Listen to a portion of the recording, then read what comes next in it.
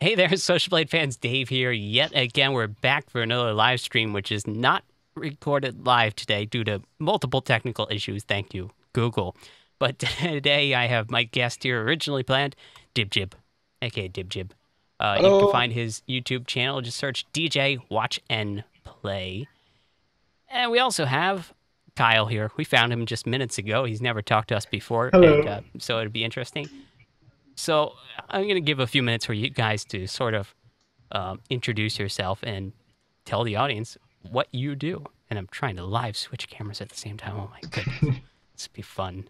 So DJ, tell us what you do on YouTube and a little bit about yourselves and all that jazz. On YouTube, I do a lot of gaming videos, of course. It's a YouTube thing everybody does. Mostly Minecraft. At this point in time, I was doing Divinity. I do a lot of different video games. I also stream on Twitch too, so Woo! that's a thing too. I stream everything on Twitch, literally everything. So, yeah. Does Twitch have an issue with you streaming everything? Uh, yes, sometimes, indefinitely it does. Sometimes to the point where it kicks me off, like recently. But yeah. We won't go into details then. No, please don't. And Kyle, so Uh, you're a live streamer. You use Twitch a lot. So tell yeah. the audience what you do. I live stream Minecraft. You lost And the mainly Minecraft? I lost it. I live stream, I live stream Minecraft mainly and other games occasionally, and I've been doing it for about only 3 months now. Just recently started over summer, and it's been going. Other than that, I'm in college and just recently acquired a job. So, Job equals income, income equals more equipment. yes, exactly. So do you have a YouTube channel or anything? No, I'm actually only a live streamer. What? Yeah. That's like the whole audience just stared at you right now. Like, Yeah. why? I don't know. I actually tried YouTube before because of friends that I know that do it, and once summer started and I started live streaming, the community connection and just a social connection with Twitch won me over.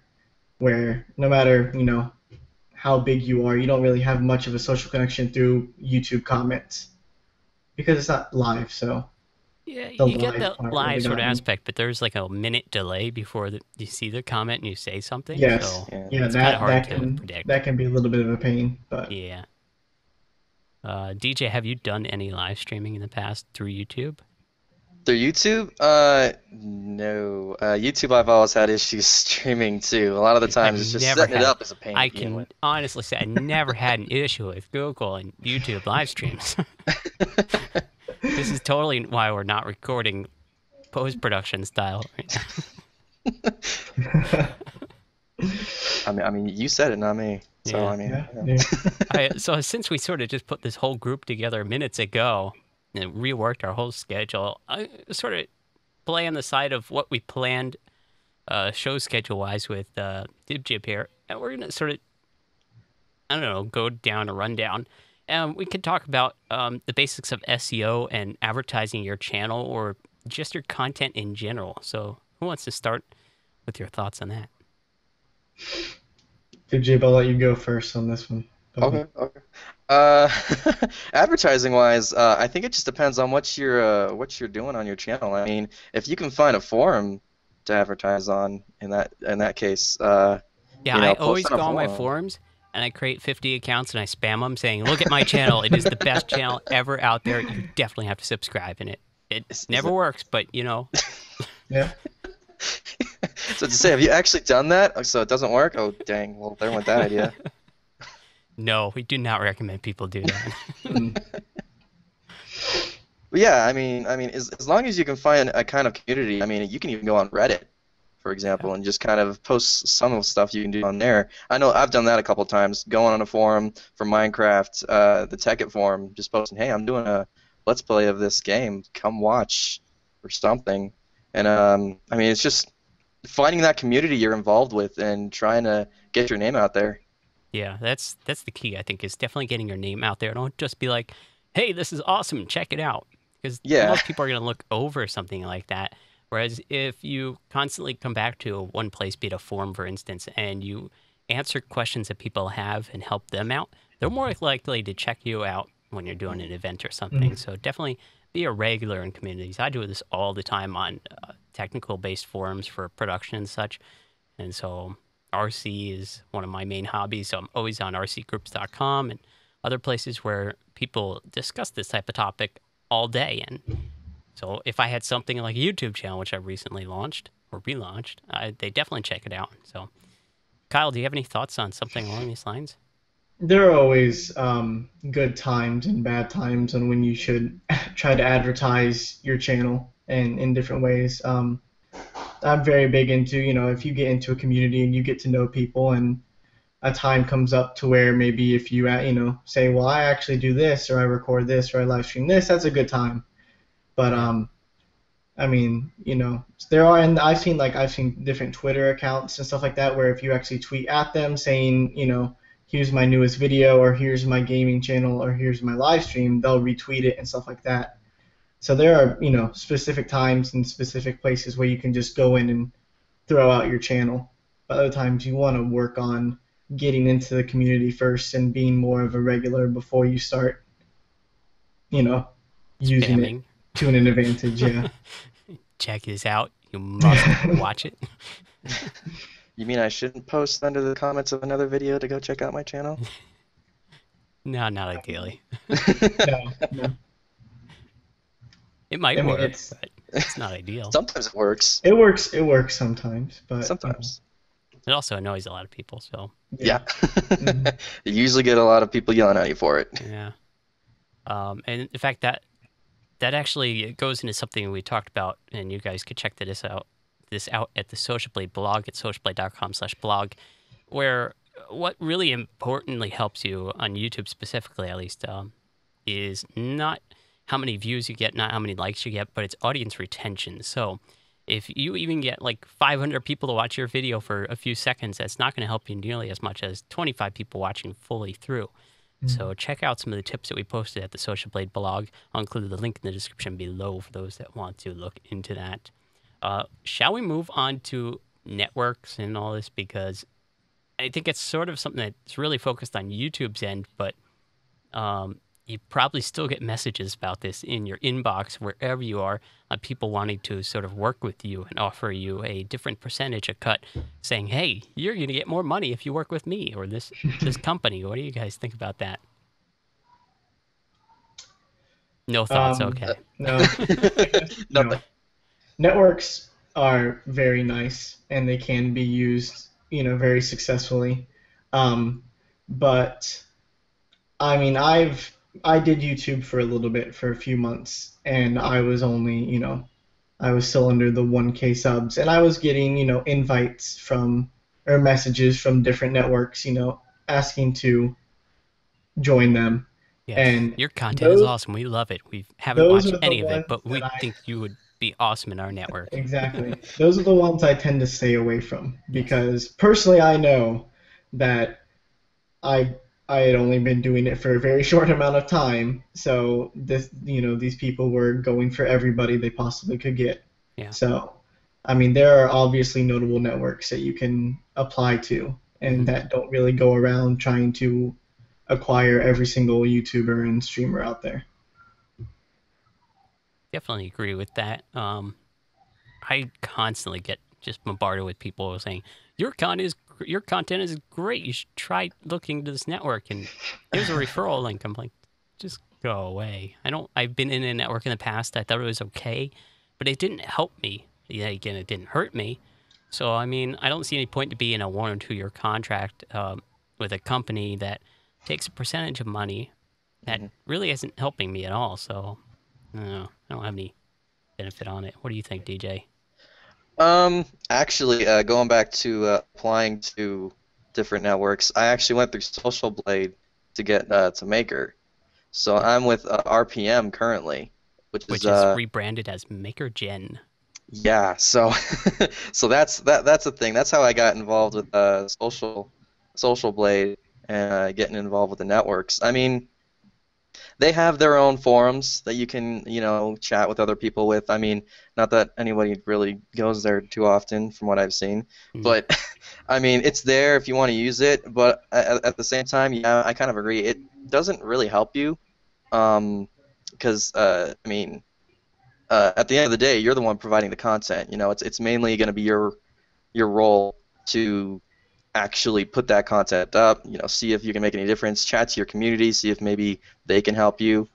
Yeah, I see a lot of people coming into the Social Blade forums and chat rooms and all that, and they're like, I want to join a network because it's going to give me more subscribers, more views, more people watching my content. I'm like, that really isn't what a network is all about. I mean, yes, in theory, it probably should, but that's not what they're there for. They're there for the back end support, and that's what Social Blade really focuses on helping you guys out do is if you have a question on something, if you want some tips on promoting your content or how to better title, tag, and describe your things, we're there to help you out through the videos that we have for the YouTube tip series and all that jazz. But in general, I hate to see people join a network that are just starting out in a few months to 1 year because they have so low views that the point where they're going to join the network and the network is not going to be able to benefit them in any way, shape, or form because for a network to put their time and their people aside to help this channel with maybe 50 views a day is it's not cost effective for them. So Mm-hmm. they're not going to see the channel owners not going to see any return. Whereas if you were to go anywhere online, this whole online community is great. You can learn how to promote your content, how to SEO the heck out of your stuff so that you best get everything you can out of your channel and your content uploaded to it. So I think people are quick to join a network thinking it'll help them when in reality they can do a little bit of work themselves without giving up a pay cut and help their content and their channel grow. So that's what my suggestion is for people just looking for networks. I mean, don't just jump into a network because you think you got to. And I mean, if you take a look at, because I know a few people that have been partnered with Machinima Hmm. and or Machinima Realms, all of them together, and they lock you in, and you can't go anywhere.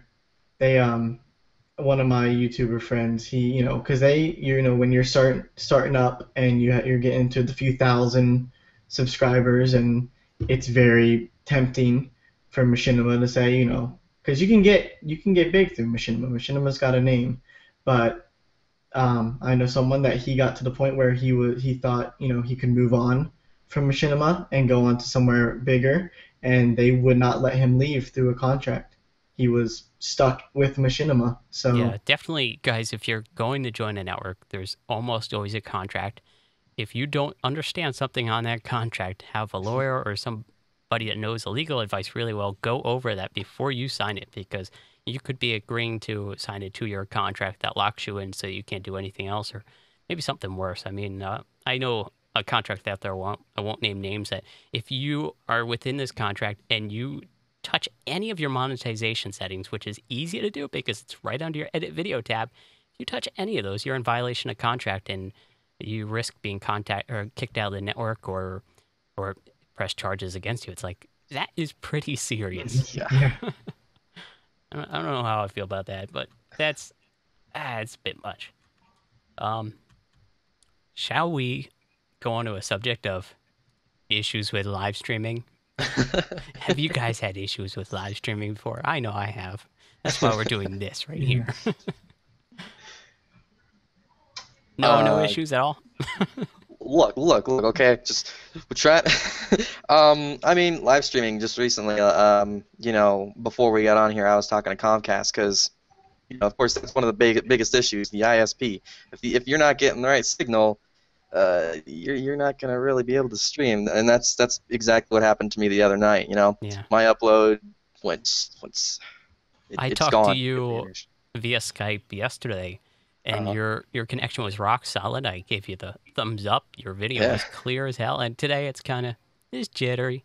It's jumping in and out every now and then. It's like this is what you run into with your ISP and general live streaming. Even doing 720p live streaming, it's very demanding. It's practically new to the market, if you will. So it's a challenge, and so you can't expect 1080p broadcast to go flawless. What do you think, Kyle? I've had a few problems with my ISP, not in the way of upload, but actually watching streams, we pay for good speed. I usually get around 80 down, and some nights I'll go watch stream and I can't watch it on anything higher than low quality Yeah. because it constantly buffers. And sometimes it's Twitch, but knowing my ISP and what they do when it comes to throttling and all of that, that's always a problem. And I've just had a few problems in general with live streaming from communities and people and all that stuff. So So it's been a ride so far. So we know there are problems with live streaming. Do you have any suggestions on things to look out for, or suggestions on, in general, ways to help a live stream? I don't know. I don't know. My suggestion is that if you're going to ever live stream, no matter what you live stream or who you live stream to, you can live stream to 10 people, 100 people, more than that. You're going to get people that are going to try to stop you from doing it. They come on different levels from, just being rude in chat to different types of bots to DDoSing to even been swatted. So I've had a lot of people try to stop me for some reason. So when live streaming, you have to be tough about it. You bring up an interesting topic there that we covered recently in our Social Play blog. Is the topic of swatting.